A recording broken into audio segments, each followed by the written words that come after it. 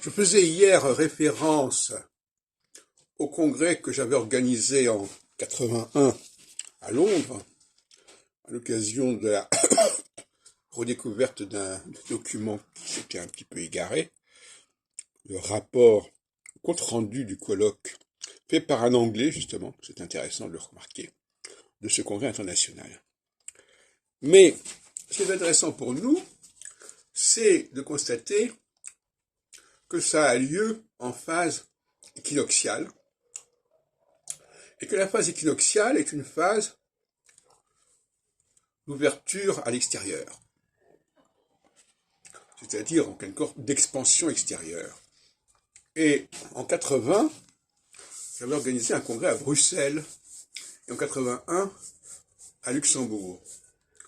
Donc, on voit bien que ce processus consistant à dépasser les frontières officielles de la France était en marche à ce moment-là, et c'est tout à fait caractéristique des périodes de ce genre.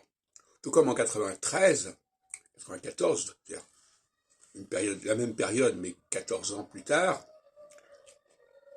eh bien, j'ai été également marqué par ce qui se passait en Israël, pour toutes sortes de raisons personnelles et autres. J'ai organisé un congrès d'ailleurs en 94 à Tel Aviv. Donc, les phases équinoxiales sont des phases où l'on va s'intéresser à ce qui est au-delà, et ça nous interpelle pour aujourd'hui, puisqu'aujourd'hui nous sommes également en phase équinoxiale, en tout cas nous y sommes à la veille ça va se produire d'ailleurs à peu près au moment de l'équinoxe de printemps, vers le 21 mars 2023, quand Saturne va passer en Poisson. Alors on nous parle actuellement de l'Ukraine, évidemment, on nous parle de l'intégration de l'Ukraine au sein de l'Union européenne.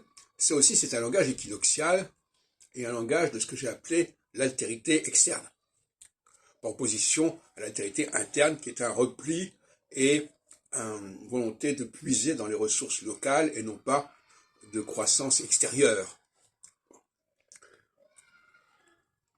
Donc on verra ce que ça va donner. On peut pas faire de prévision exacte en sachant à quel moment ça va se passer, mais on sait que le processus sera de cet ordre-là. Et ça, c'est vraiment important. Inversement, par exemple, en 89, il s'agissait là d'un processus solsticial, c'est-à-dire un processus de séparation et non pas d'annexion. Et d'une certaine manière, en 89, on a à peu près la même cas de figure qu'en 61, 28 ans plus tard, plutôt, à savoir que la France s'est débarrassée quelque part du boulet algérien, tout comme en 89, l'URSS s'est débarrassé de ses pays satellites. C'est une lecture qui pourrait peut-être surprendre, mais qui, à mon avis, est cohérente.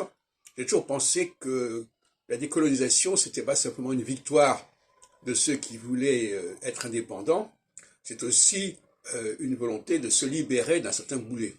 Et en 56, déjà, et on était entré déjà dans une phase solsticiale, comme en 61, d'ailleurs c'est la même période de 7 ans, eh bien Mendes France était déjà en train de réfléchir en 54-55 sur la façon dont on pourrait comment dirais-je, à la fois libérer, si on peut dire, la Tunisie et le Maroc, mais également se libérer de la question de ces anciennes colonies, de ces anciens protectorats. Voilà.